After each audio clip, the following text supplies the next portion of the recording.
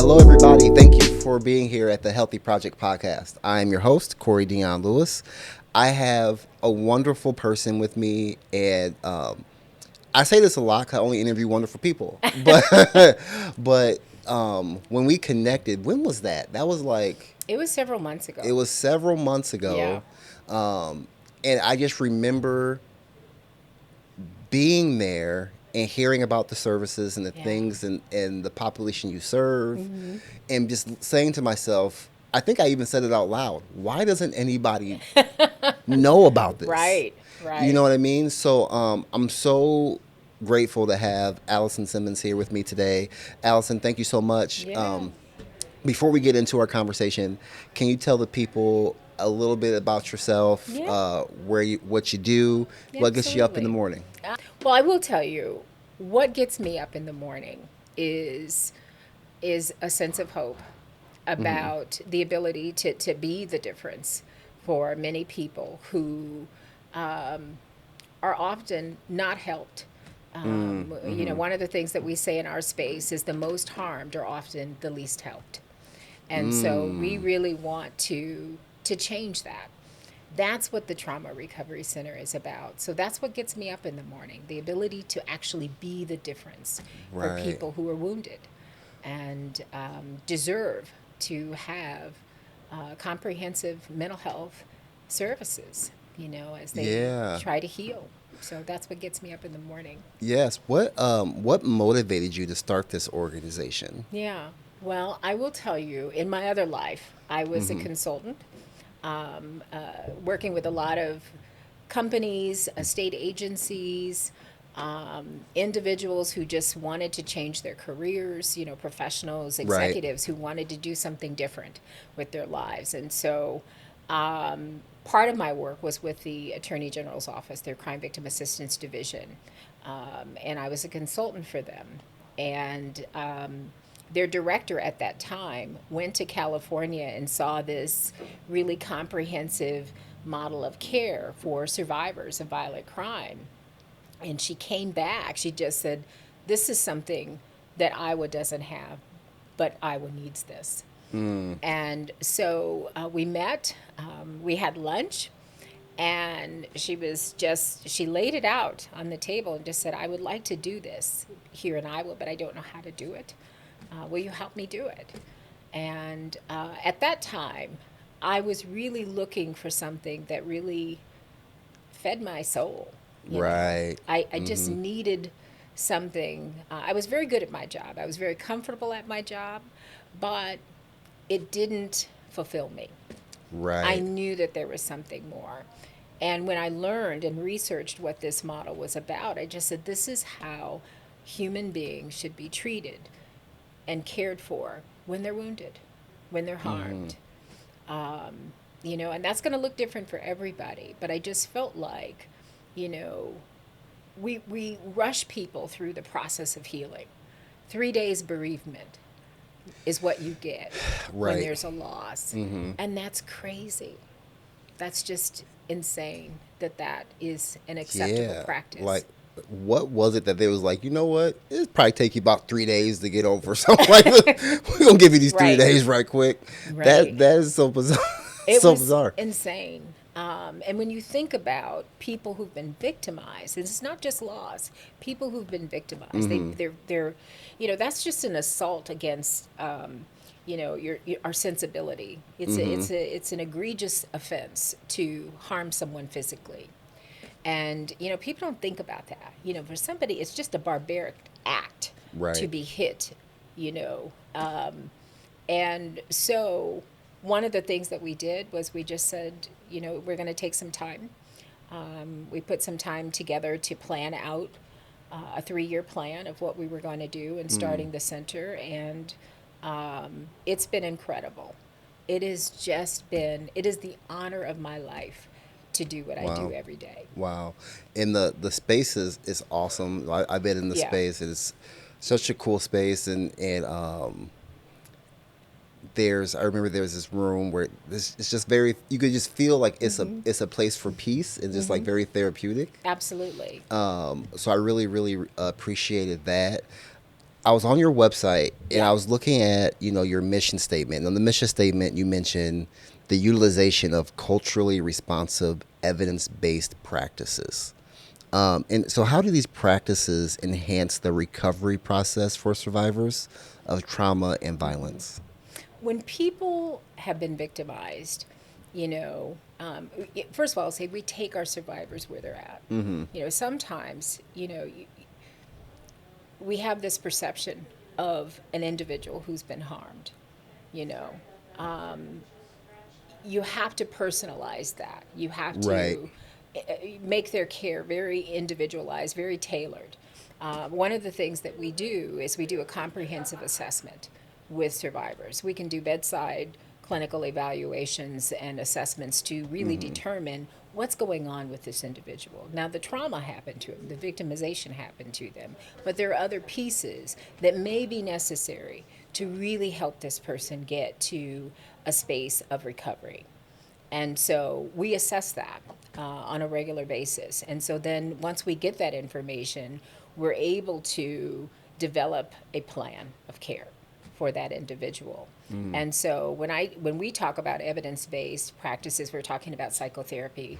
We have two psychologists and two licensed mental health counselors who provide clinical care for those individuals that we work with. And we also have a clinical care coordinator who facilitates all the services and supports that that individual may need as part of their own unique journey to heal.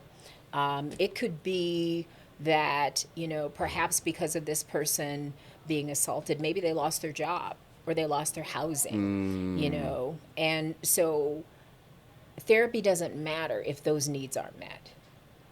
Yeah. You have to get people ready to go through the journey of Right. addressing their trauma. Right. You said something. I want to touch on that a little bit more because you said something that I think can resonate not only with the work that you do, but the work that I do, the work that other people do, Yes. is meeting individuals where they are 100%. at.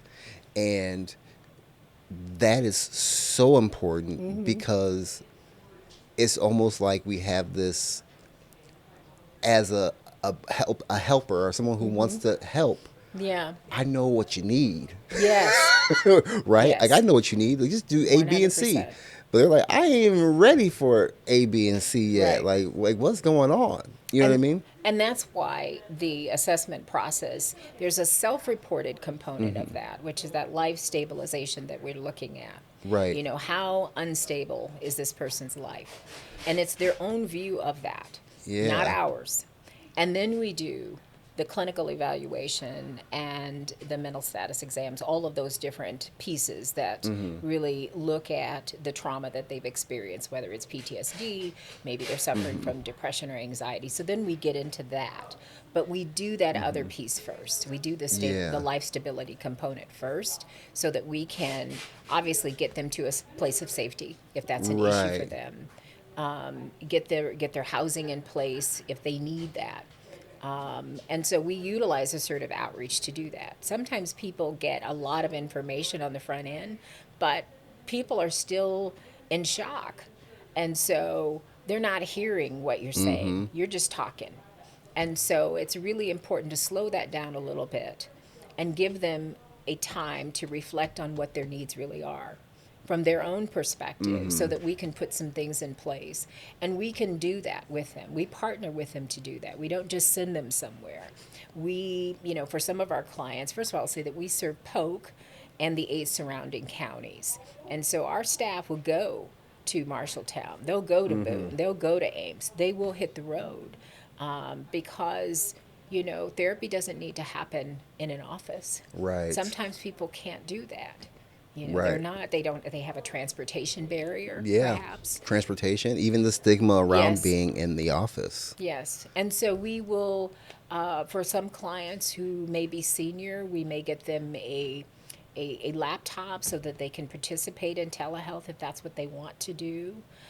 So we really try to remove barriers to care so that then we can begin focus on really what happened to them and how do we move them past that. Well, yeah, and I think that's so great because, like you said, and I can only assume Like when someone goes through that experience, they're not, they their mind isn't thinking about everything. And you had Right. said like, hey, people lose like the aftermath of a traumatic experience.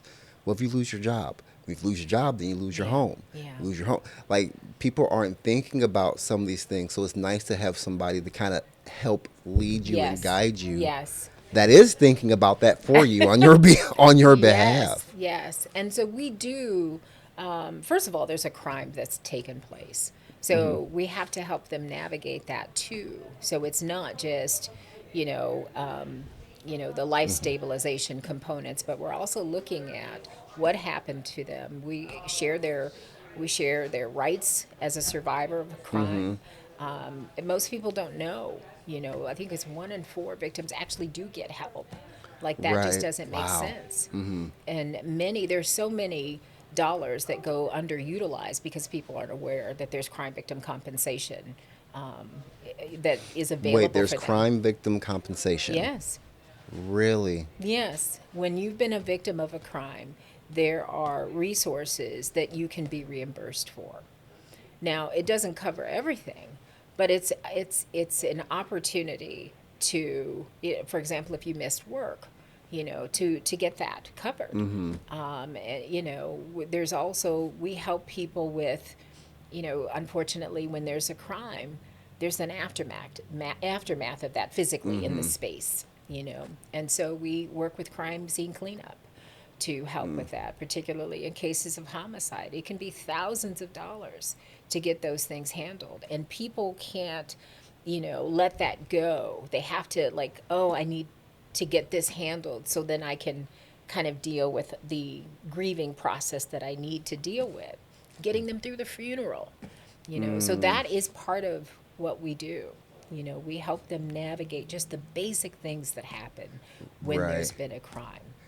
Right. Can we go further Yeah. into the healing and recovery journey Yes. for somebody? And so Absolutely. we already spoke about meeting people where they're at, Yes. right after victimization. Could you describe just what it looks like? And this doesn't have to be like a specific person, but just kind of give us like an idea of what this looks like in practice and how your team facilitates this initial crucial stage of healing. Sure. Well, when they come in, like I said, we alternate clinical care coordination, the care coordination component with therapy. So they're not just coming into therapy every week. Because one of the things that we have to do, because treatment is lasting for up to a year, we have to maintain that stability so that they can focus on treating the traumatic event that occurred. So, what does happen is the care coordinator will do an initial assessment. Mm-hmm. We meet weekly as a full team, and that's our clinical staff and our care coordination staff. And we staff referrals that we may receive from the community. It may be law enforcement, it may be, a social service provider. We get other referrals from other mental health counselors as well. Because there's a Mm-hmm. different type of treatment that needs to take place with survivors of crime, Right. and it's a different skill set, I'll say that. And so, what we do is we staff those individuals on a weekly basis. And what happens after that referral, if they're accepted into the program, because there is a degree of eligibility, because we're short term, we want to focus on recent crime.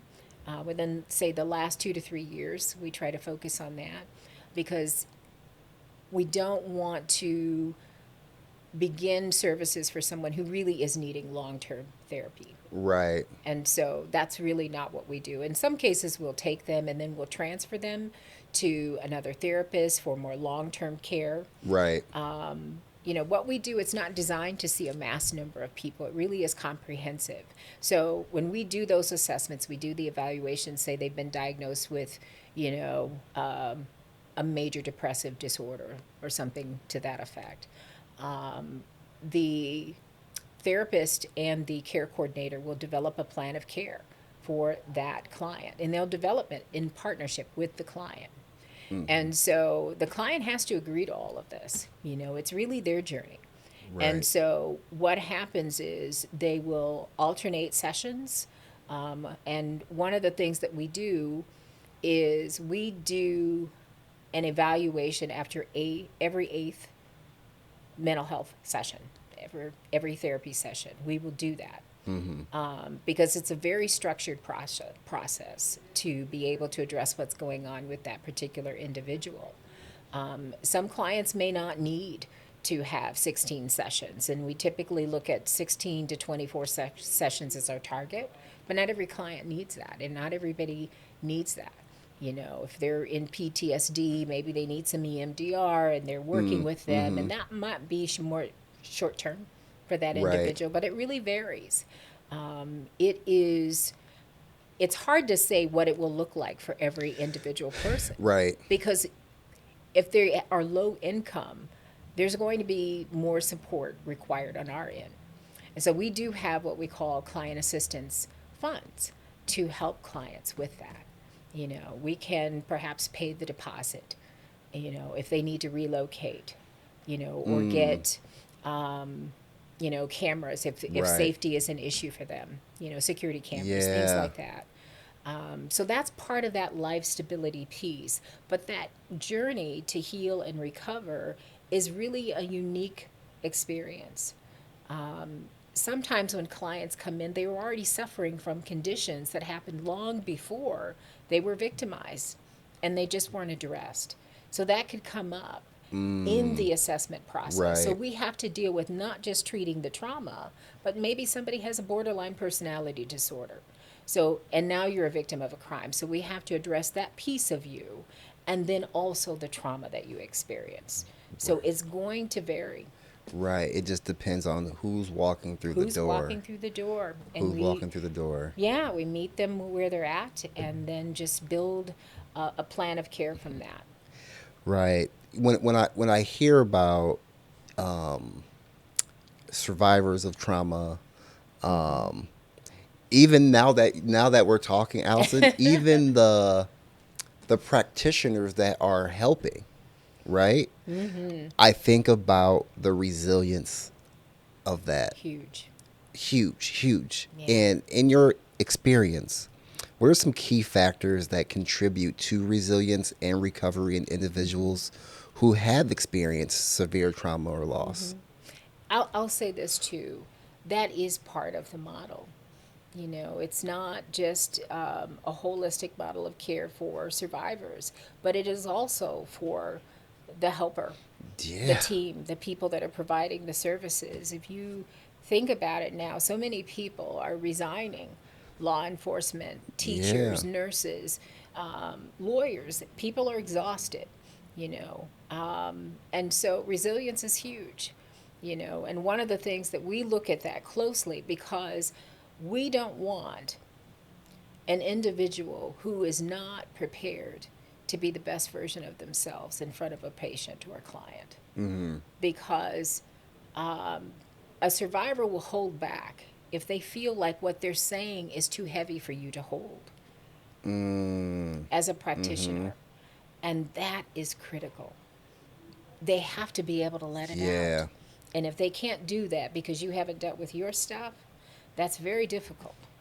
That's very, very difficult. And as a professional, that would be problematic. So Yeah. resilience is huge. Yeah.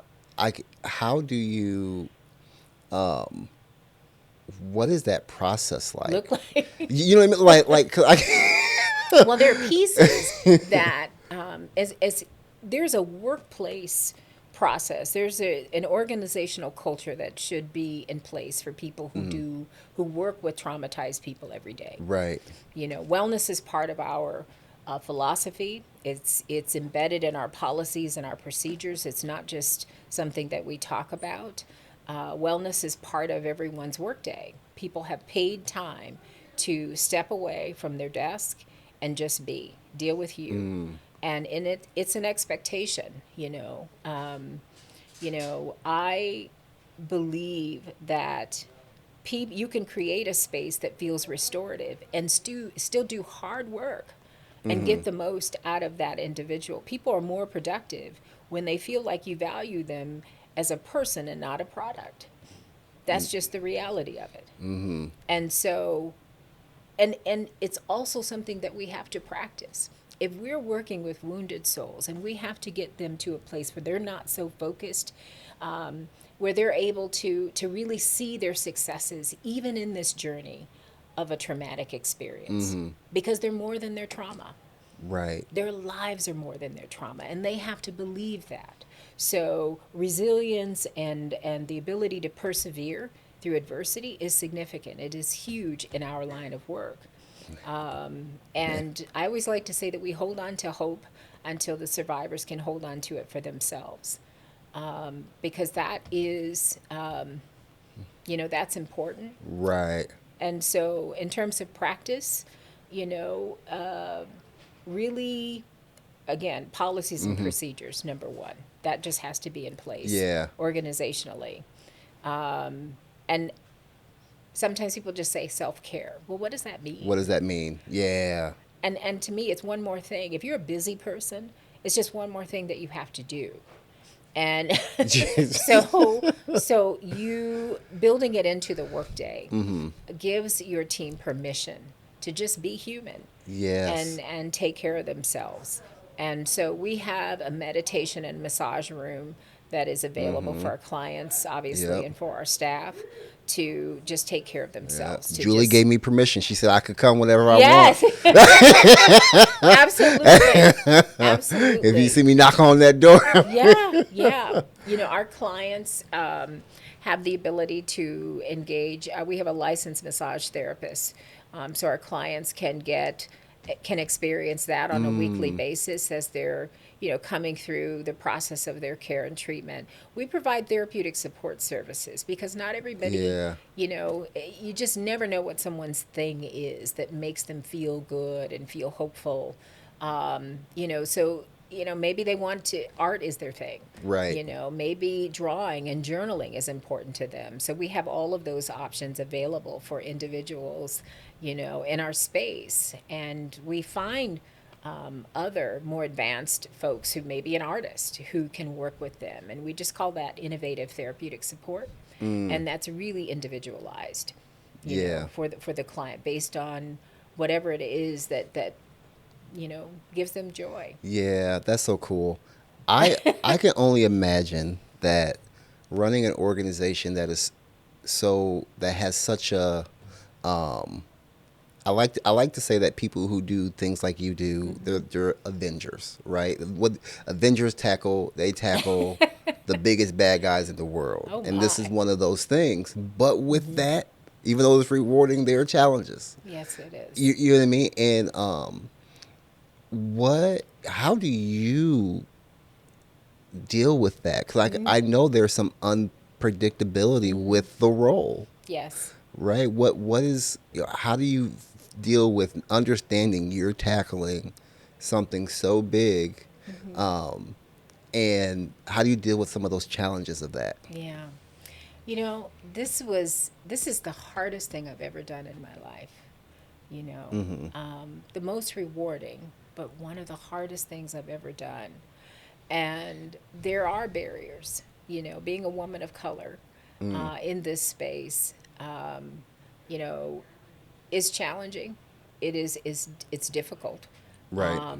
Not insurmountable, but it's difficult.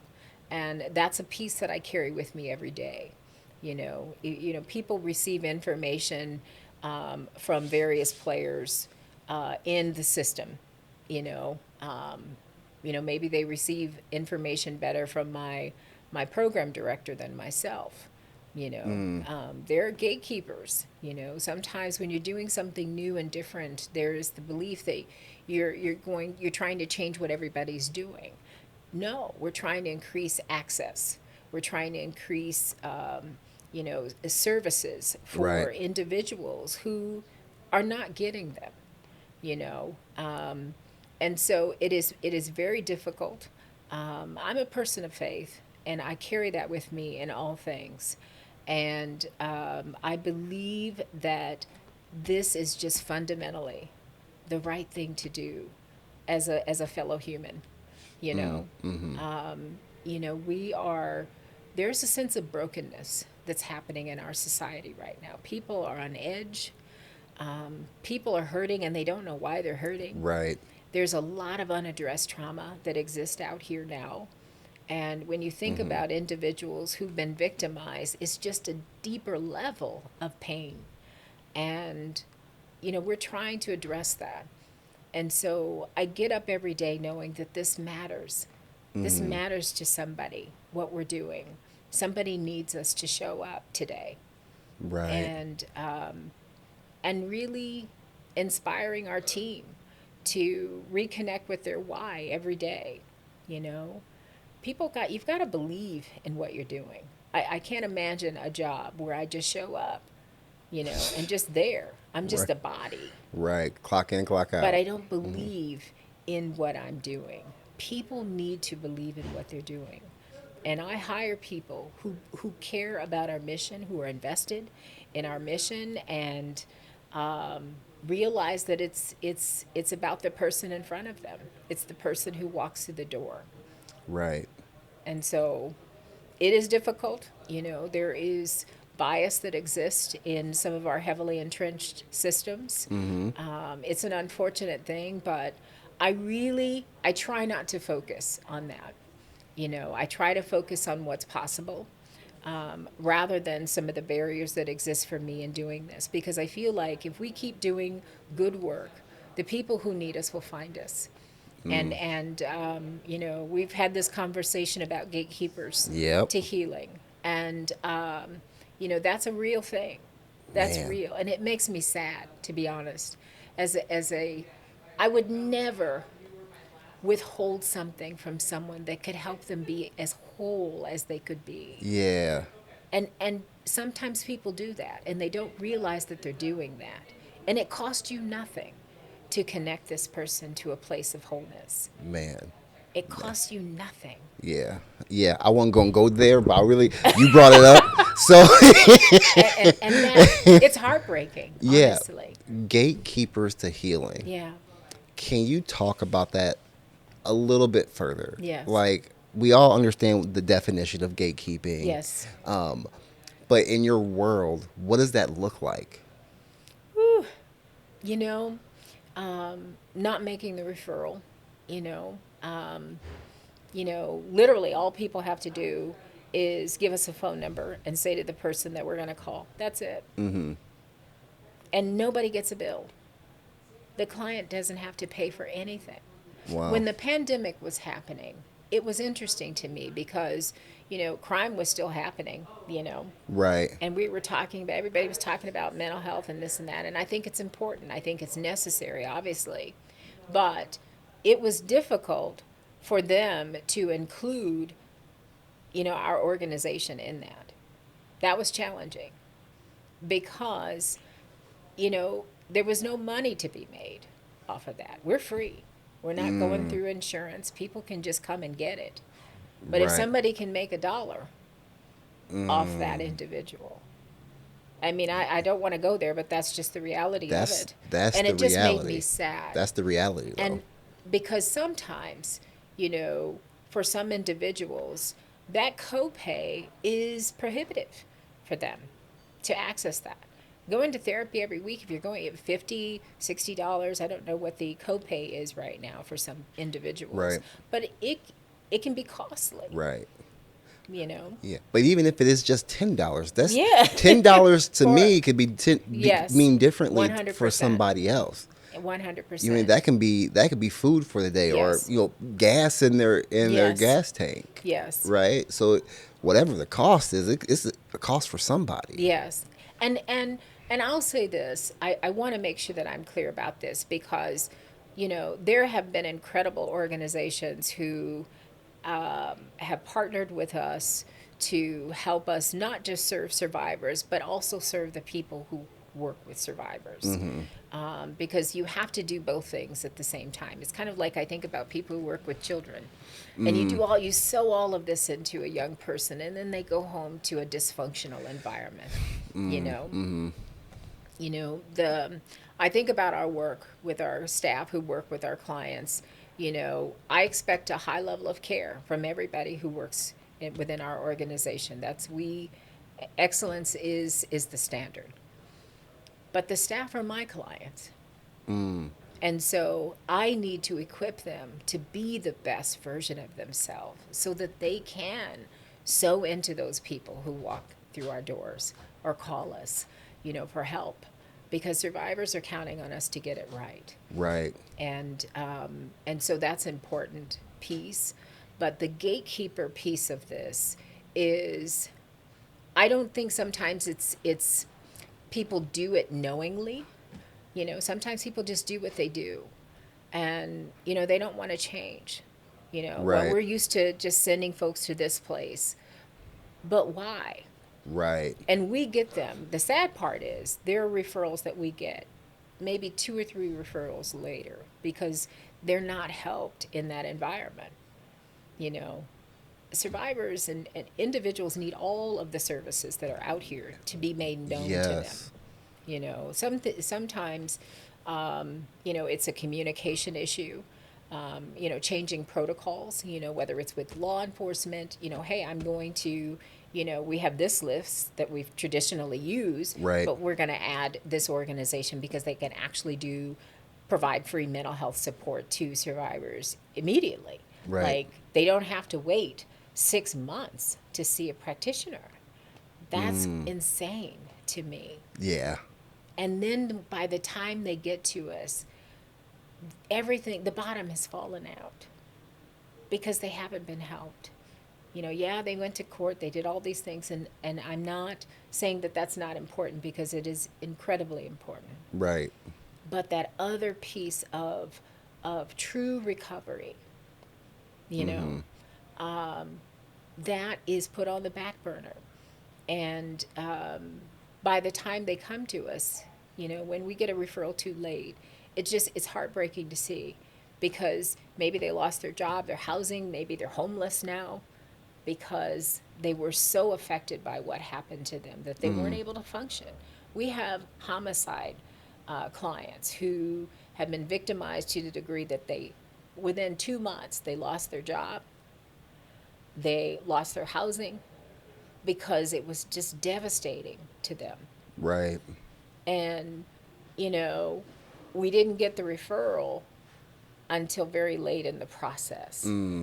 And so well after victimization, months after victimization had happened. And so then it's kind of like, well, we've done all we can do. Let's see if they can help. And that's Yeah. the referral that we should have gotten. Right. But, because we're able to do those assessments, that's not what occurs typically within a traditional victim serving setting.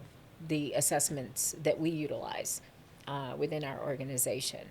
I do think that could be enhanced across the board so that we can get people where they need to be in a more timely manner. Right. You know. I want to touch on something really quick. I want to go Yeah. back just a little bit because in the beginning, like when we first were talking, Yeah. when you're talking about trauma services, I immediately my mind went to physical and sexual assault trauma.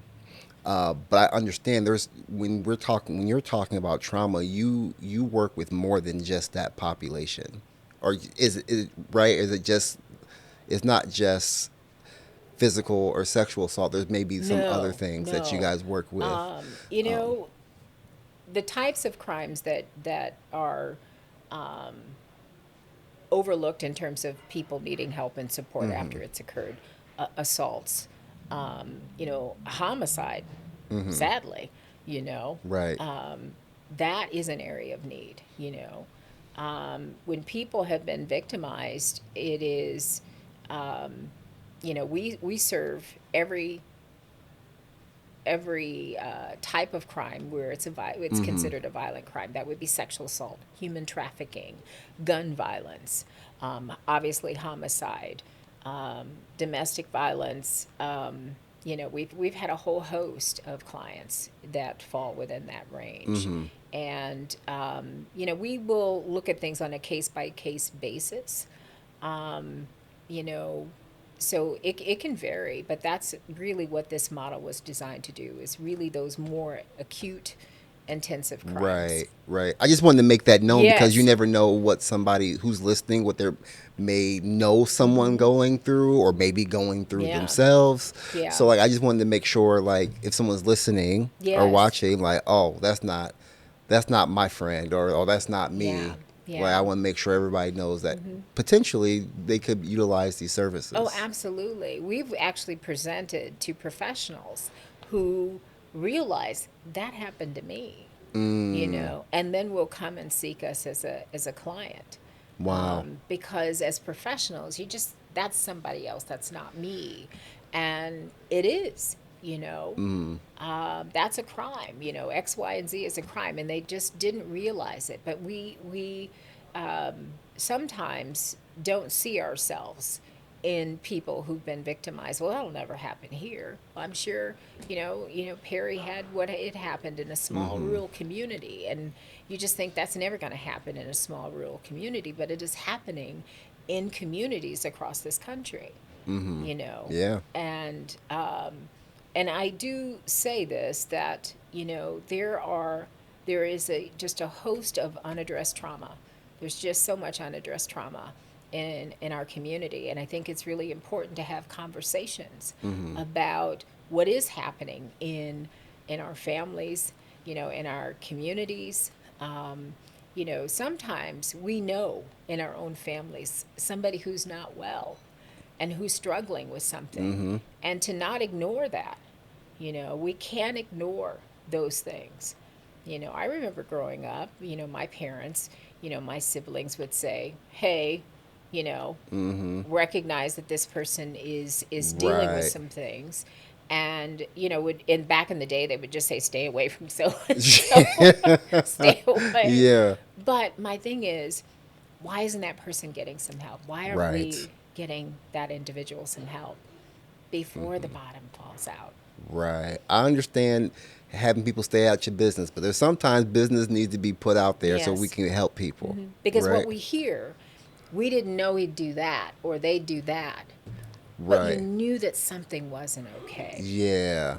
And I think that we have a responsibility to engage and not allow that wound to fester, you know, Yeah.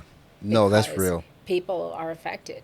There is in that particular incident, how many people were affected is just incredible. Man. Teachers, friends of the victims, schools personnel, the community at large, because the principal Yeah. lost his life tragically as well. It is, we've just got to do better Yeah. as a society to have hard conversations when we need to. And, we can't predict certain things from happening. We can't predict or prevent all things. But there are things that we can do. Violent crime is happening in 2020. I think that was it 58% of violent crime was happening in a home, in a Wow. residence, and 60% had a relationship, known or family member, some sort of direct connection with the perpetrator. Wow. You know, we've got Wow. to dig deeper Yeah. to deal with that. So that says to me that our social networks, there's something askew there. There's something off there. Something's not healthy in that space. Right. And so, having conversations about what, where we connect and align ourselves, you know, Right. we've got to encourage people to look for healthy relationships. Encourage people to look for healthy. Yes. We all, everybody wants all the different things. Healthy should be one of them. Mentally healthy. You should be looking for that in a significant other or a friend group or whatever, Yeah. because there's a lot of toxicity out here. Yes. Oh man. No, that's really really good. So let me ask you this Yeah. question. What does if you're able to look into the future, what does a happy, healthy, and mentally well black community or community in general, what does that look like to you? Ooh, it, you know, it looks like honest, authentic conversations about who we are, what we're capable of. There are stigmas that we need to address that just aren't helpful to us as a population of people. And I I'm a big believer that there needs to be a shift in just thinking overall. I mean, we talked a little bit about vicarious trauma and resilience, but we're so focused on what's negative and not what's possible.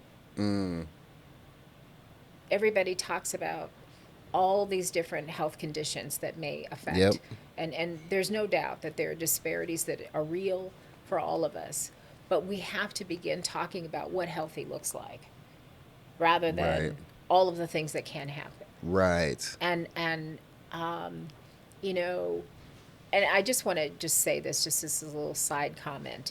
We spend a lot of time in our work dealing with vicarious trauma. People who burn out, they have compassion fatigue, all of the different things, because they're so focused on identifying themselves with the trauma of survivors, the trauma of their clients, but not recognizing the victories that are also part of that experience, Right. because that's what's going to keep them together, and not staying stuck on focusing on the pathology of trauma, but the potential of what that person's life can be, what they could experience in a healthy space. We've just got to shift that a little bit. But healthy for our families is honest honest conversations. We need to have those in our community. I just don't think we do that enough. In our household, talking with our children about wellness, making it part of the day.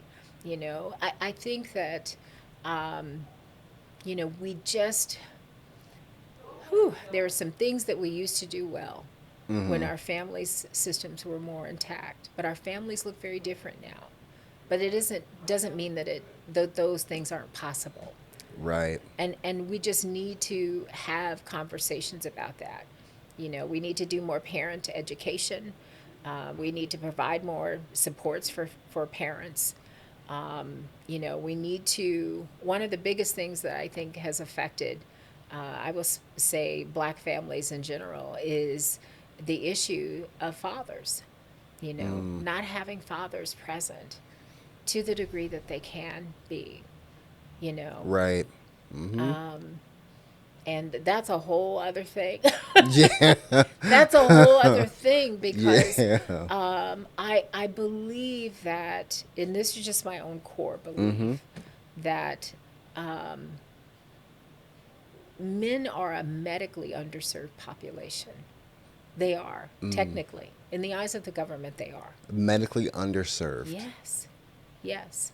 Men don't just engage health Oh, services. yeah. They don't. They got to, Yeah. wait till the toe falls off and all Yep. of that.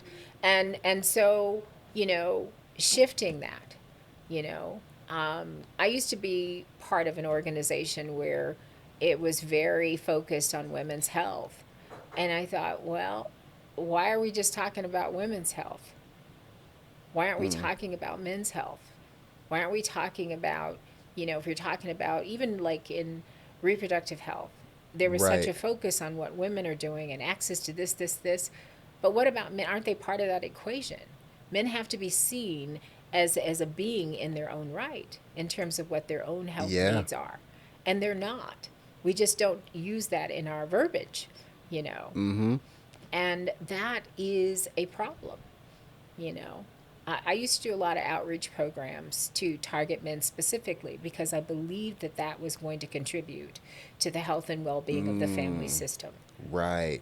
Right.